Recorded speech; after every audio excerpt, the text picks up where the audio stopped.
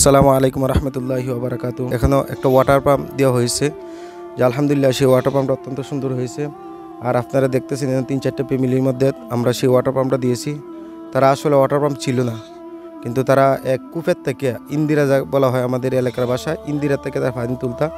এখন আমরা এই ওয়াটার পাম্প দিয়ে তার কাছে কেমন লাগতেছে আমরা এক চাষির কাছে আমরা মাথাইমু, আপনারা শুনতে পারবেন। ইন্দিরা থেকে আনতাম পানি, এখন আমরা টেবিলটা পাইয়া অনেক খুশি আমরা দোয়াও করি, যে যারা দিছে তারা লাগি দোয়া করি আমরা।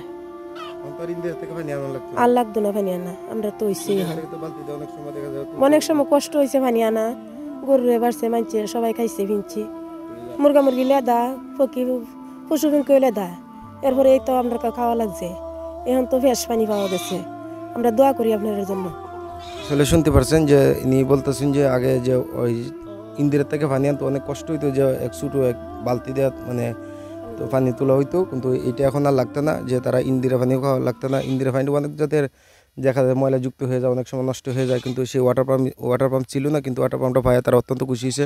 যে আলহামদুলিল্লাহ যে দিয়েছে আল্লাহ তাআলা যেন সেই ওয়াটার পাম্পকে কবুল করে এবং তাদের জিন্দা মুর্দা সকলকে মাফ করেন, আরও যেন বেশি করে গরিব দুঃখী অসহায় মানুষ পাশে দাঁড়াইতে পারে সেই তৌফিক আল্লাহ তাআলা দান করুক। আসসালামু আলাইকুম রহমতুল্লাহি ওয়া বারাকাতুহু।